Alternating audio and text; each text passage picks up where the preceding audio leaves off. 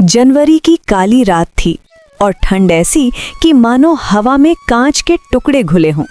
लेकिन आज कुदरत का कहर सिर्फ ठंड तक सीमित नहीं था। आसमान से बर्फ जैसी ठंडी बारिश की बूंदें सुइयों की तरह बरस रही थीं। पूरा गांव बारिश और कोहरे की एक मोटी धुंधली चादर में लिपटा हुआ था। सूरज निकले कई दिन हो चुके थे और अब इस बेमौसम बरसात ने गरीबों की रही सही हिम्मत भी तोड़ दी थी। बस्तियों में सन्नाटा था, रास्तों पर कीचड़ और फिसलन थी। जिनके पास पक्की छतें नहीं थीं, वे अपनी झोपड़ियों में दुबके हुए थे। इसी बस्ती के एक कोने में थी सुरेश की टूटी फूटी झोपड़ी, जिसकी फूस की छत अब बारिश का बोझ नहीं सह पा रही थी। जगह जगह से पानी टपक रहा था और कच्चा फर्श कीचड़ में बदल रहा था। सुरेश, उसकी पत्नी कमला और उनका बीमार बेटा छोटू तीनों एक ही फटी रजाई में सिमटे हुए थे। बाहर हवा और बारिश का शोर डरावना था। सुरेश की नींद खुली क्योंकि छत से टपका एक ठंडा कतरा सीधा उसके गाल पर गिरा था। कमला, ओ कमला, जाग रही हो क्या? देखो छोटू की सांसें कैसी चल रही हैं। बाहर बारिश और तेज हो गई है। मुझे उसकी घरघराहट और हवा की साय साय सुनकर बहुत डर लग रहा है। जाग ही रही हूँ। सोया कौन है इस आफत में? छोटू का माथा अभी भी तवे जैसा तप रहा है और ऊपर से इस नमी ने इसकी छाती और जकड़ दी है। रात भर करवटें बदलता रहा है। मैंने अपनी पुरानी शॉल इसके पैरों पर लपेट दी है, पर यह सर्द हवा और पानी की बौछारें दीवारों की दरारों से अंदर घुस रही हैं। सुरेश, घर में आज जलाने के लिए एक तिनका भी नहीं है। जो था वो भी सीलन से गीला हो गया है। अगर थोड़ी आग नहीं जली तो छोटू की हालत और बिगड़ जाएगी। जानता हूँ कमला, मैं भी उठता हूँ। आज मुझे हर हाल में जंगल के उस पार वाले हिस्से में जाना होगा। सुना है वहाँ पुराने पेड़ गिरे पड़े हैं। अगर कोई ऐसी लकड़ी मिल गई जिसका भीतरी हिस्सा सूखा हो तो उसे शहर वाली सड़क पर बेचकर कुछ पैसों का इंतजाम हो जाएगा। छोटू की दवाई भी आ जाएगी और घर के लिए कुछ लकड़ियाँ भी बचा लाऊंगा। इतनी सुबह और इस मूसलाधार बारिश में बाहर तो पैर रखने की जगह नहीं होगी। कीचड़ से रास्ता भरा होगा। और तुम भूल गए क्या, आज सेठ धर्मचंद का दिन है। कल शाम उसका मुनीम कहकर गया था कि अगर आज दोपहर तक ब्याज के पैसे नहीं पहुंचे तो वे लोग हमारी ये झोंपड़ी खाली करवा लेंगे। मुझे बहुत डर लग रहा है सुरेश। अगर इस ठंड और बारिश में छत छिन गई तो इस बीमार बच्चे को लेकर हम कहाँ जाएंगे? तुम मुझे और मत डराओ कमला। वो डर तो मेरे सीने पर पत्थर की तरह रखा हुआ है। सेठ धर्मचंद इंसान नहीं, कसाई है। पर मैं क्या करूं? घर में बैठकर तो पैसे नहीं आएंगे ना। मुझे जाना ही होगा, चाहे पत्थर बरसे या पानी। अगर अच्छी लकड़ी मिल गई तो शायद मैं सेठ का मुंह बंद कर सकूं। तुम बस भगवान से प्रार्थना करना कि बारिश थोड़ी थम जाए और मुझे कोई सूखा पेड़ मिल जाए।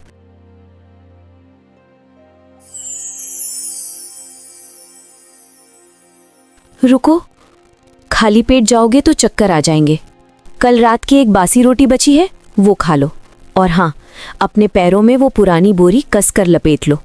तुम्हारे जूते तो पिछले महीने ही टूट गए थे। बाहर कीचड़ बहुत है। नंगे पैर इस बर्फीले पानी में चलोगे तो निमोनिया हो जाएगा। रोटी तुम छोटू के लिए रखो, जब वो उठेगा तो मांगेगा। मैं रास्ते में बारिश का पानी पीकर ही पेट भर लूंगा। तुम बस छोटू का ख्याल रखना और बाल्टी लगा देना जहां छत टपक रही हो। मैं कोशिश करूंगा कि शाम होने से पहले वापस आ जाऊं।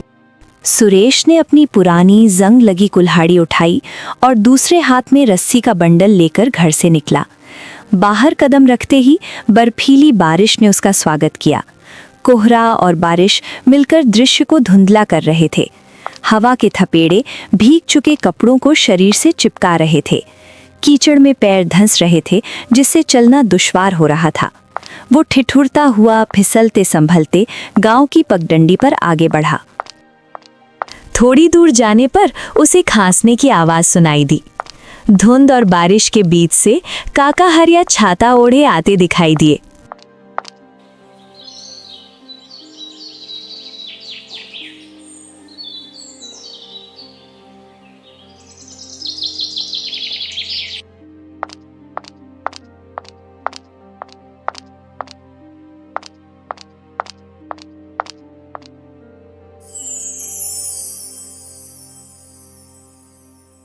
कौन है भाई? इतनी बारिश और धुंध में कौन अपनी जान जोखिम में डाल रहा है? सुरेश, तुम हो क्या? हाँ काका, मैं सुरेश हूँ। आपके पैरों की आहट पहचान गया था। इतनी ठंड और बारिश में आप मंदिर की तरफ जा रहे हैं। संभल कर काका, फिसलन बहुत है। हाँ बेटा, बुढ़ापे में न नींद आती है न चैन। सोचा भगवान के दर्शन कर लूं। शायद पुजारी जी ने अंदर अलाव जलाया हो तो कपड़े सुखा लूं।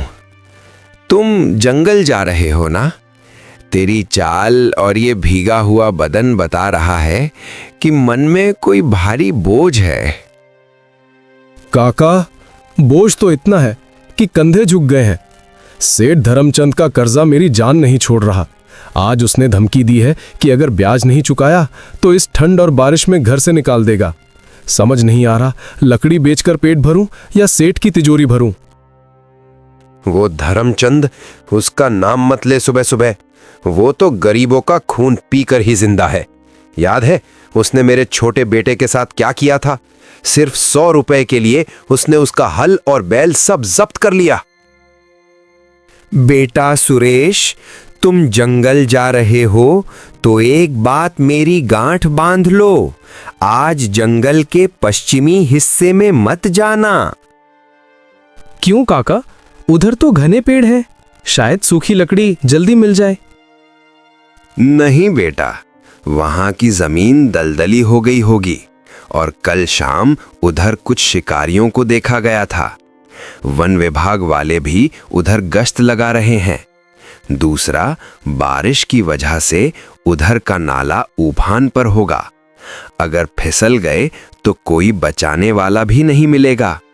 पकड़े गए तो लकड़ी भी जाएगी और कुल्हाड़ी भी। तुम नदी के किनारे वाले रास्ते से जाओ। वहां पथरीला रास्ता है, कीचड़ कम मिलेगा। रास्ता लंबा है पर सुरक्षित है। और सुन, हिम्मत मत हारना। गरीब का सबसे बड़ा हथियार उसकी सहन शक्ति होती है। आप सही कह रहे हैं काका, मैं नदी वाले रास्ते से ही जाऊंगा। आपका आशीर्वाद रहा तो शाम तक सब ठीक हो जाएगा। आप अपना ध्यान रखना, ठंड और बारिश बहुत ज्यादा है। जा बेटा, भगवान तेरी रक्षा करे।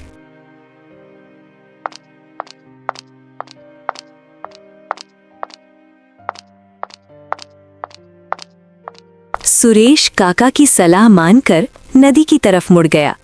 बारिश अब और तेज हो गई थी। नदी का पानी मटमैला और उफान पर था, जो काले पत्थरों से टकराकर डरावनी आवाज कर रहा था। चलते चलते सुरेश के पैर गीली मिट्टी में कई बार फिसले। वो गिरते गिरते बचा। उसकी सांसें फूलने लगी थीं और ठंड से दांत किटकिटा रहे थे। तभी उसे पीछे से साइकिल की घंटी सुनाई दी।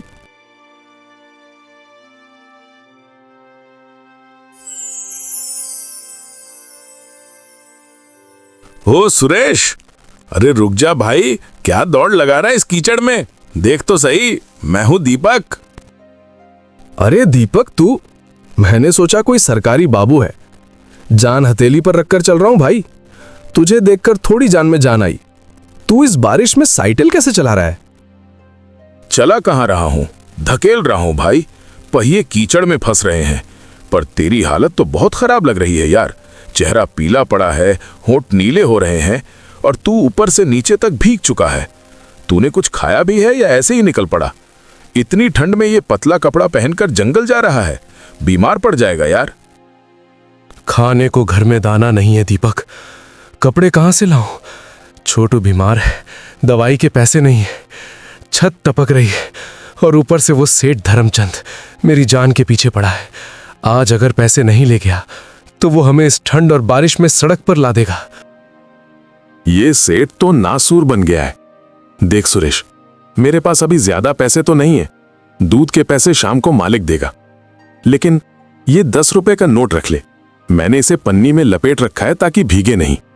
शायद जंगल में तुझे भूख लगे तो रास्ते से कुछ खरीद कर खा लेना, या छोटू के लिए बिस्किट ले जाना। मना मत करना, दोस्ती की कसम है तुझे। दीपक, तू हमेशा मेरे बुरे वक्त में खड़ा रहता है, पर मैं ये पैसे नहीं ले सकता। तुझे भी घर चलाना है। चुपचाप रख ले। और सुन, शहर में आजकल सूखी लकड़ी की बहुत मांग है, क्योंकि बारिश में सबकी लकड़ियां गीली हो गई हैं। अगर तुझे अंदर से सूखी लकड़ी मिल जाए तो वो सोने के भाव बिकेगी। गांव की मंडी में मत बेचना, तू सीधा चुंगी नाके के पास आ जाना, वहां मैं तुझे मिलूंगा। मैं तुझे एक अच्छे खरीदार से मिलवा दूंगा जो नगद पैसे देगा, पर ध्यान रखना लकड़ी को भीगने से बचाना। सच कह रहा है। अगर नगद और अच्छे दाम मिल जाए तो शायद मैं सेठ का मुंह बंद कर पाऊं। ठीक है दीपक, मैं पूरी कोशिश करूंगा। बस यही जज्बा रख। अब मैं चलता हूं, वरना लेट हो जाऊंगा। शाम को मिलते हैं। दीपक के जाने के बाद सुरेश के कदमों में थोड़ी तेजी आ गई। हालांकि बारिश उसके चेहरे पर थप्पड़ की तरह लग रही थी। दोस्त की मदद और सलाह ने उसे थोड़ी उम्मीद दी थी। वो जंगल में दाखिल हुआ। जंगल के अंदर पेड़ों की वजह से बारिश की बूंदें थोड़ी कम थीं, लेकिन हर तरफ पानी टपक रहा था। जमीन दलदली थी। वो काफी देर तक भटकता रहा, लेकिन सब कुछ गीला था। वो निराश होकर एक पेड़ के नीचे बैठ गया। ऊपर से टपकते पानी ने उसे और भिगो दिया। तभी उसे झाड़ियों के पीछे से खटखट की आवाज आई। भाई जरा धीरे, इतनी जोर से कुल्हाड़ी चलाओगे तो वन रक्षक आ जाएंगे।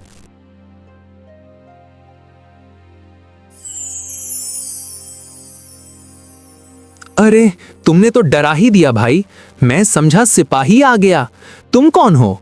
यहाँ इस ठंड और तूफान में क्या कर रहे हो? मैं सुरेश हूँ, पास के गांव से। लकड़ी की तलाश में आया हूँ, पर किस्मत खराब है, सब गीला पड़ा है। तुम क्या काट रहे हो? देख भाई, किस्मत खराब नहीं, नजर चाहिए। ये देख, ये पेड़ बाहर से गीला लग रहा है पर अंदर से सूखा है। ये बबूल का पुराना पेड़ है, पर बारिश की वजह से कुल्हाड़ी हाथ से फिसल रही है और लकड़ी सख्त है। तुम अकेले हो? हाँ, अकेला हूँ और मुझे सख्त जरूरत है लकड़ी की। अगर तुम कहो तो मैं तुम्हारी मदद कर दूं। हम दोनों मिलकर इसे काट लेते हैं और फिर आधा आधा बांट लेंगे। बात तो पते की है, अकेले मुझसे ये शाम तक नहीं कटेगा। हाथ सुन हो रहे हैं और मुझे घर जल्दी जाना है। मेरी माँ बीमार है। आ जाओ, तुम उस तरफ से मारो, मैं इस तरफ से मारता हूं। तुम्हारी माँ बीमार है? मेरा बेटा भी बहुत बीमार है भाई। लगता है हम दोनों की मजबूरी एक जैसी है। चलो जोर लगाते हैं। दोनों ने मिलकर घंटों तक मेहनत की। ठंड के बावजूद उनकी मेहनत से शरीर में थोड़ी गर्मी आई। आखिरकार पेड़ का एक बड़ा हिस्सा टूटकर गिर गया। उन्होंने उसे छोटे छोटे टुकड़ों में बांटा। सुरेश ने समझदारी दिखाई और चौड़े पत्तों से लकड़ी को ढक दिया ताकि वो ज्यादा गीली ना हो। जब सुरेश ने गीला और भारी गट्ठर सिर पर उठाया तो उसका वजन दोगुना लग रहा था। कीचड़ में पैर धंस रहे थे और कर्जे का बोझ उससे भी भारी था। भाई सुरेश, लकड़ी तो अच्छी खासी जमा हो गई। अब इसे ले जाओगे कैसे? शहर का रास्ता यहाँ से 3 कोस दूर है और बारिश ने रास्ता और खराब कर दिया होगा। रेंगते हुए जाऊंगा, पर जाऊंगा जरूर। मुझे आज हर हाल में ये लकड़ी बेचनी है। तुम अपनी माँ का ख्याल रखना भाई। तुम्हारा साथ न मिलता तो आज मैं खाली हाथ लौटता। भगवान तुम्हारा भला करे सुरेश, संभल कर जाना, फिसलन बहुत है। सुरेश भारी कदमों से जंगल से बाहर निकला। वापसी का सफर किसी सजा से कम नहीं था। बारिश अब रुक रुक कर हो रही थी, लेकिन ठंडी हवा ने कपड़ों को शरीर पर जमा दिया था। वो कई बार कीचड़ में फिसला। उसके घुटने छिल गए, लेकिन उसने लकड़ी को जमीन पर गिरने नहीं दिया। भूख, थकान और ठंड से उसका शरीर टूट रहा था। वो चुंगी नाके पर पहुंचा, लेकिन वहां दीपक नहीं दिखा। शायद बारिश की वजह से वो जल्दी निकल गया था। अब सुरेश के पास गांव की मंडी में सेठ धर्मचंद की दुकान के पास जाने के अलावा कोई चारा नहीं था। वो कीचड़ से सना हुआ लड़खड़ाते कदमों से सेठ की दुकान के सामने पहुंचा। सेठ धर्मचंद गद्दी पर बैठा चाय की चुस्कियां ले रहा था।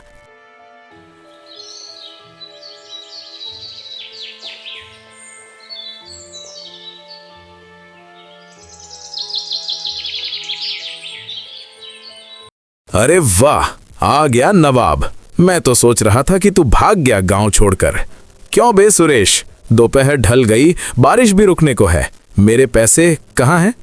और ये क्या, भीगा हुआ कूड़ा उठाकर लाया है सिर पर, पूरा कीचड़ कर दिया मेरी दुकान के सामने। मालिक राम राम, ये कूड़ा नहीं, सूखी बबूल की लकड़ी है। जंगल में बहुत मुश्किल से मिली है। बाहर से थोड़ी गीली है पर अंदर से एकदम ठोस है। इसे बेचकर जो भी मिलेगा मैं अभी आपको दे दूंगा। बबूल की लकड़ी, और वो भी इतनी भीगी हुई? अरे बेवकूफ, इस मौसम में ये धुआं देगी, जलेगी नहीं। कौन खरीदेगा इसे?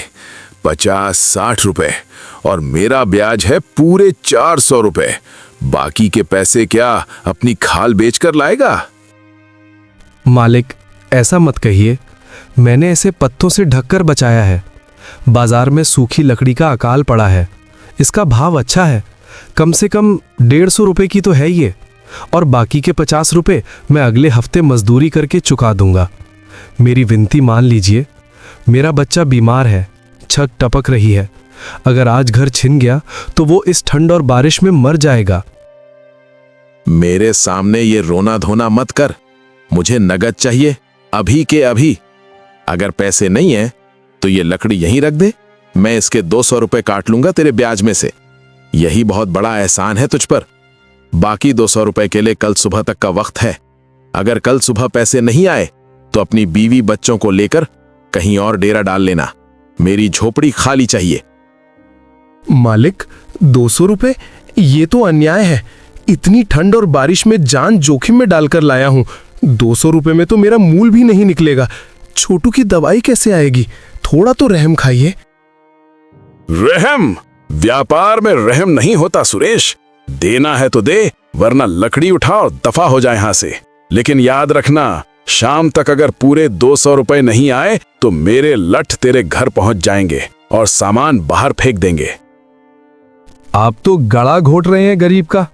ठीक है, नहीं बेचूंगा आपको, मैं बाजार में किसी और को बेच दूंगा। देखता हूं कौन खरीदता है तेरी ये भीगी लकड़ी। ए मुनीम, बाजार में खबर फैला दो कि कोई सुरेश की लकड़ी न खरीदे। जो खरीदेगा उसका हिसाब मैं बंद कर दूंगा। सुरेश घबरा गया। सेठ धर्मचंद का रसूख पूरे बाजार में चलता था। वो जानता था कि अब कोई दुकानदार उससे लकड़ी नहीं खरीदेगा। वो हताश होकर सड़क के किनारे कीचड़ में खड़ा हो गया।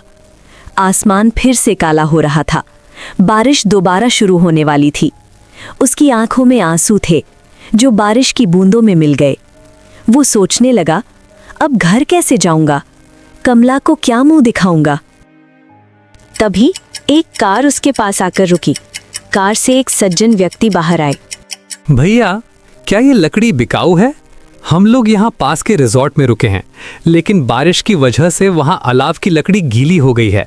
हमें तुरंत सूखी लकड़ी चाहिए, ठंड बहुत है। जी बाबूजी, बिकाऊ है।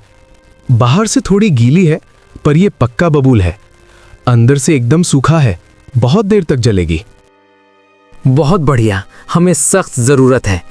कितने पैसे लोगे इस पूरे गट्ठर के? बाबूजी, आप जो भी उचित समझें दे दीजिए। मुझे पैसों की बहुत सख्त जरूरत है। देखो भाई, मौसम खराब है और तुम्हारी मेहनत दिख रही है। तुम पूरी तरह भीग चुके हो। इतनी लकड़ी के लिए हम तुम्हें 400 रुपए दे सकते हैं। क्या ये ठीक रहेगा? 400 रुपए? बाबूजी, आप मजाक तो नहीं कर रहे? ये तो मेरी उम्मीद से कहीं ज्यादा है। नहीं भाई, मजाक क्यों करूंगा? ये बारिश और ठंड बहुत जानलेवा है। ये लो 400 रुपए। क्या तुम इसे हमारी गाड़ी की डिक्की में रख दोगे? जी मालिक, अभी रखता हूँ। भगवान आपके बच्चों को खुश रखे। आपने आज मुझे बचा लिया।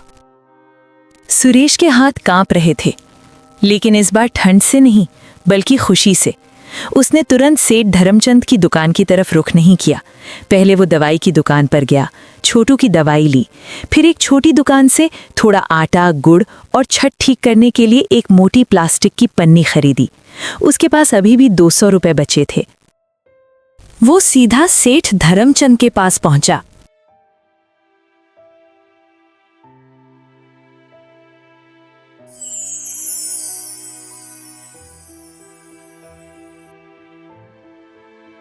क्यों वापस आ गया? भीग गया ना अकल का कीड़ा। मैंने कहा था ना कोई नहीं खरीदेगा। अब तो मैं इसके 50 रुपए ही दूं ना। लकड़ी तो बिक गई सेठ जी, और अच्छे दाम पर बिकी, गीली होने के बावजूद। ये लीजिए आपके 200 रुपए, गिन लीजिए। आज का हिसाब पूरा हुआ। अब मेरे घर की तरफ आंख उठाकर भी मत देखना। अरे 200 रुपए नकद? किसकी जेब काट लाया रे? कर ला इधर दे। बच गया तू आज, पर याद रखना अगला महीना फिर आएगा। अगले महीने देखेंगे सेठ जी। अभी तो मैं जा रहा हूं। मेरा बेटा और मेरी पत्नी इस बारिश में मेरा इंतजार कर रहे हैं। सुरेश वहां से ऐसे निकला जैसे उसने कोई जंग जीत ली हो। शाम गिर आई थी और अंधेरा होने लगा था। बारिश फिर से तेज हो गई थी। वो कीचड़ भरे रास्ते पर तेजी से अपने घर की ओर भागा।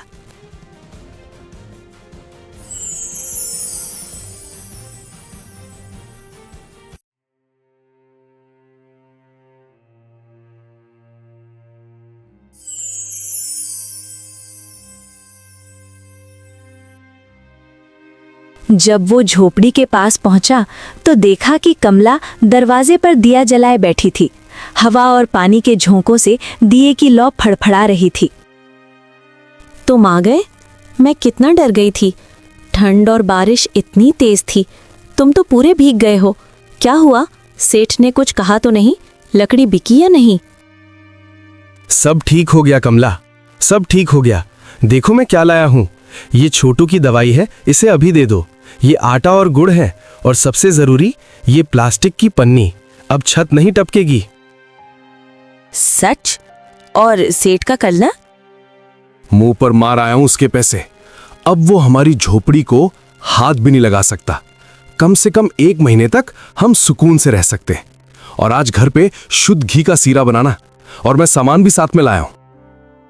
हे भगवान, तेरा लाख लाख शुक्र है। तुम बहुत थक गए हो। तुम्हारे हाथ देखो कैसे छिल गए हैं और ठंड से नीले पड़ गए हैं। जल्दी से ये गीले कपड़े बदल लो। मैंने थोड़ी सी सूखी पत्तियां और लकड़ी बटोरकर छोटी सी आग जलाई है।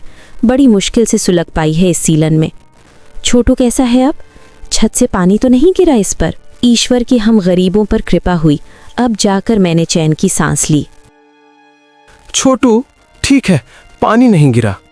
भगवान ने हम गरीबों पर दया कर दी। अब मेरी जान में जान आई। तुम बैठो, मैं तुम्हारे लिए गर्म पानी करती हूँ। आज कई दिनों बाद इस तूफान के बीच भी तुम्हारे चेहरे पर ये सुकून देखा है। सुकून तो है कमला, पर यह लड़ाई लंबी है। आज जीत गए, कल फिर लड़ना होगा। लेकिन जब तक तुम और छोटू साथ हो, मैं हार नहीं मानूंगा। जानते हो, आज जंगल में बारिश और कीचड़ ने मुझे तोड़ने की कोशिश की।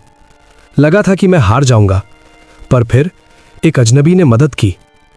इस दुनिया में बुरे लोग हैं तो अच्छे भी हैं। चलो अब बातें छोड़ो, आग तापो। देखो आग की लपटें कैसे नाच रही हैं। लगता है हमारी खुशियां लौट आई हैं। मैं बाद में सीरा बनाती हूँ। ये सिर्फ आग नहीं है कमला, ये हमारी हिम्मत है।